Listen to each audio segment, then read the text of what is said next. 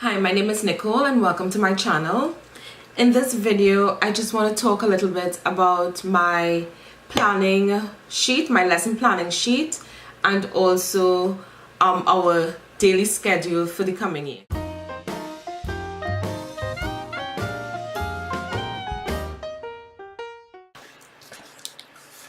Alright guys, so this is going to be my planning sheet for the next 36 weeks.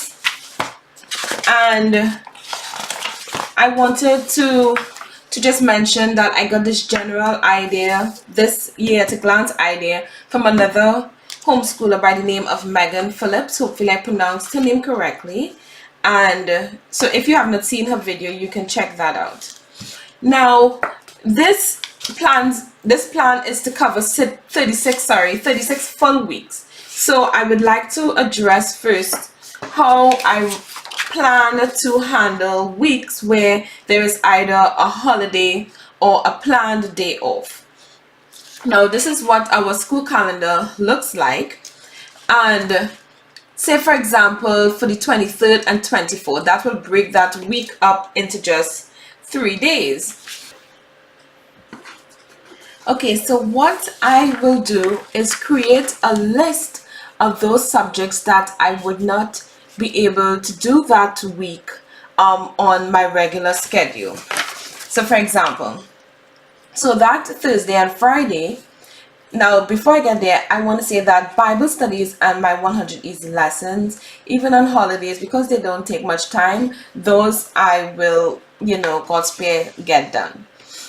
Now the other subjects, I create a list of those other subjects that I wouldn't be able to do because of those holidays.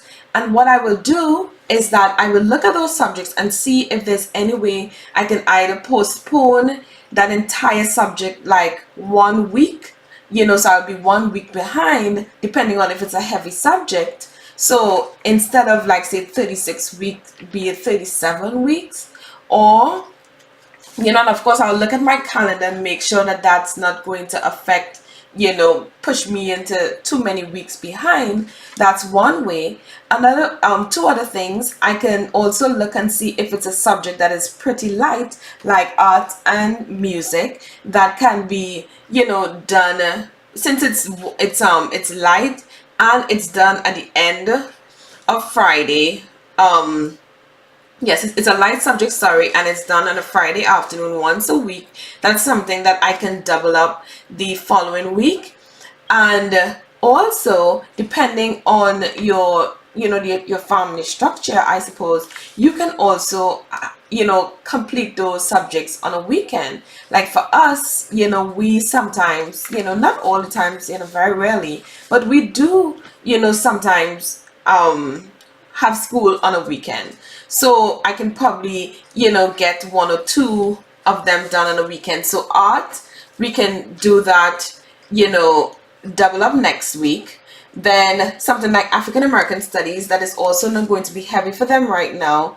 That is something that I can, plan in earlier that week to do 2 in that week. So that would be covered.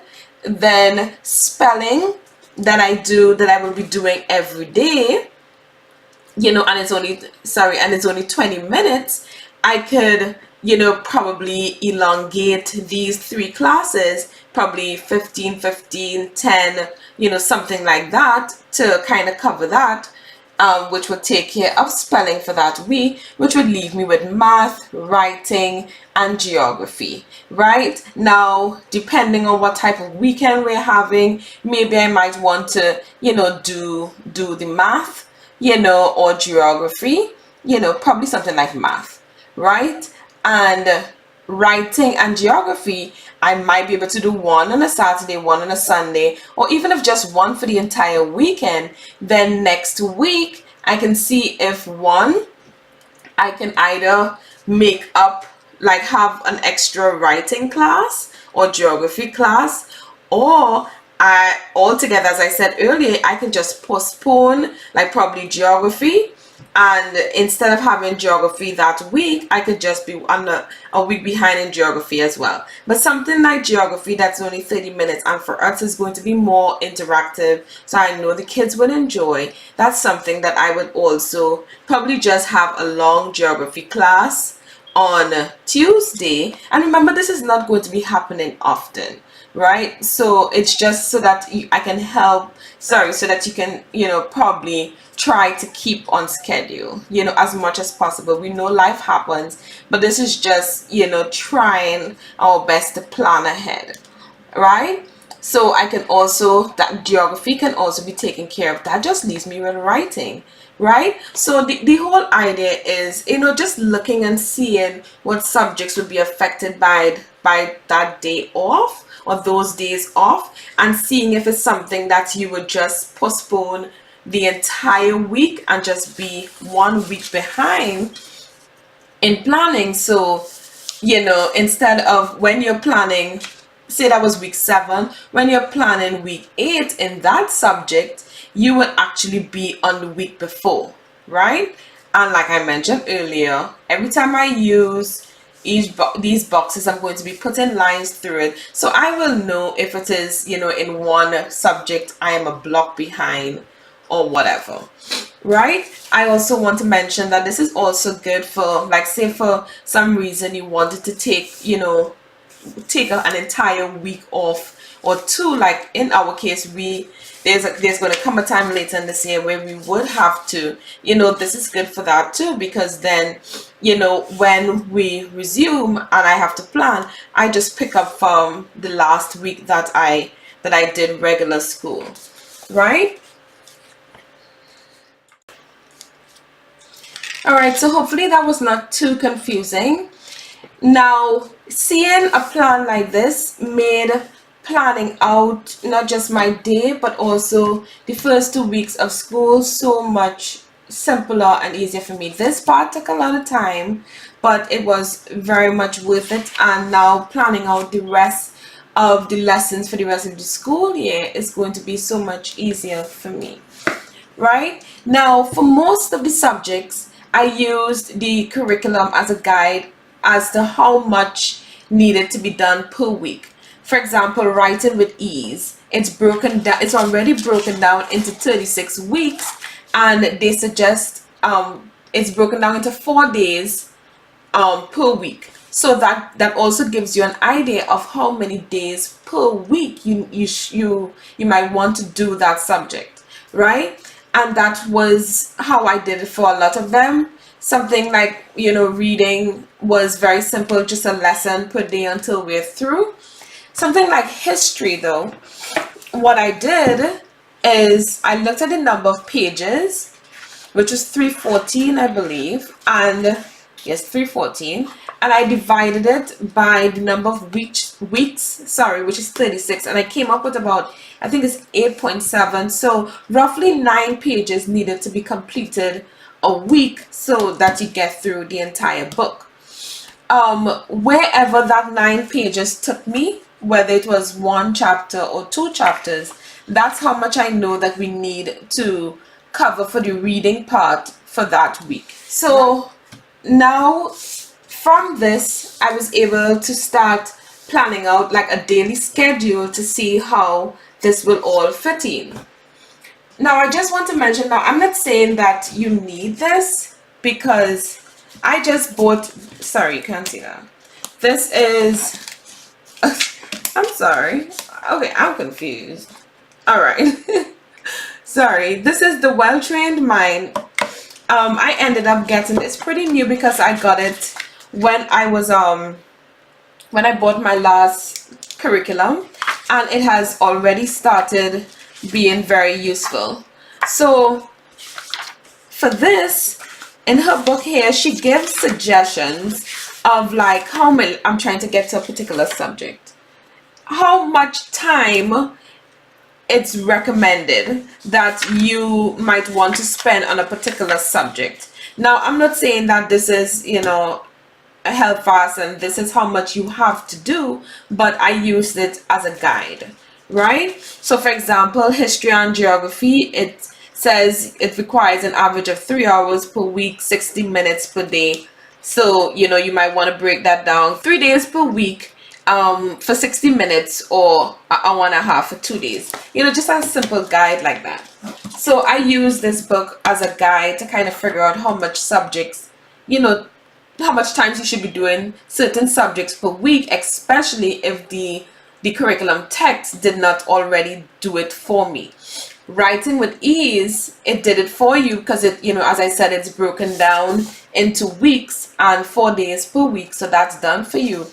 But something like spelling, I was not sure how much time I should, how many days I should schedule spelling, and it suggested about 20 minutes per day, and I found that sounded very reasonable, and I went with that. Same thing, math is something you do every day. So anyway, now this is just a guideline. This is not held fast. It does not mean that if it is, we don't get to do 100 easy lesson at 9 o'clock on the dot, that we are behind and we can't finish school. I have this as a guide so that I can kind of have a flow of how I would like my day to go. Now, I have little kids. It may never run as smoothly as I would envision it.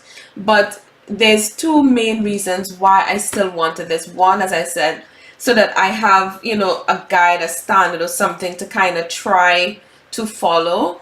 But also, if there is a day that for some reason we had something planned in the afternoon that was important that we needed to get to, but we also needed to do school or wanted to do school, I will have an idea of how much time in that day I need to set aside to cover what it is we needed to cover for that day.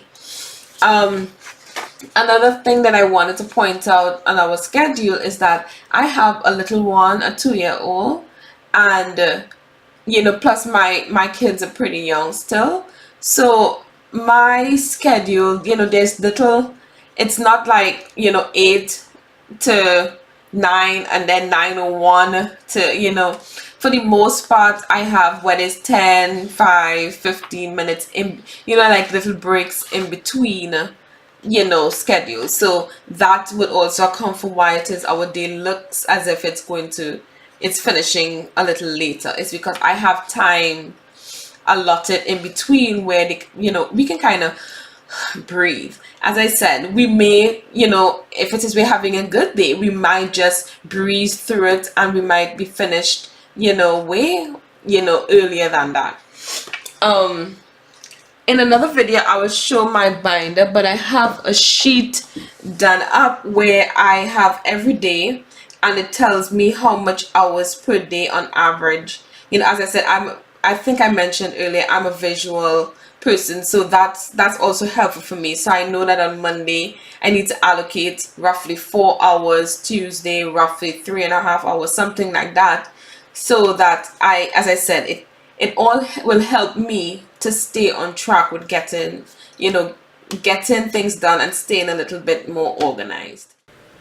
Alright guys, so that video just covered my planning sheet, how I was able to go about planning it, how I would be able to use it to tweak our plan during the year, like to make up to adjust for like missed days and holidays, and how it also allowed me to create like a flow, a daily schedule flow is what I'll call it, right? There's some things that I want to mention.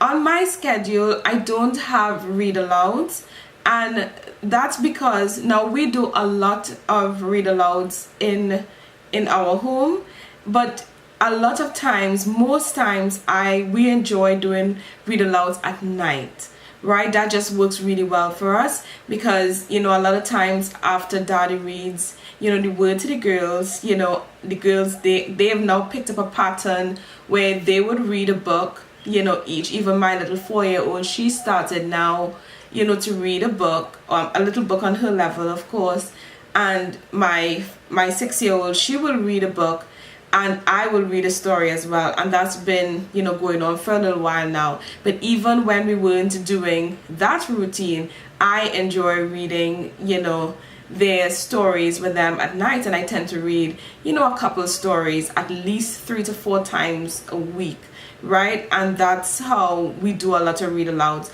During the day, if it is, you know, we have, you know, like time, I may read a book here and there, and we read on a weekend.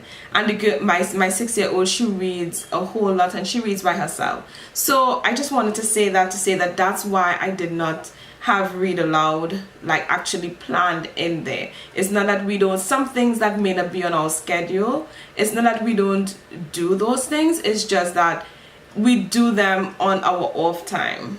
So if that makes sense. Guys, so in my next video I'm going to try and plan out 1 week's worth of work on camera, if I said that right.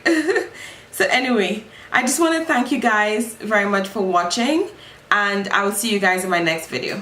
Bye.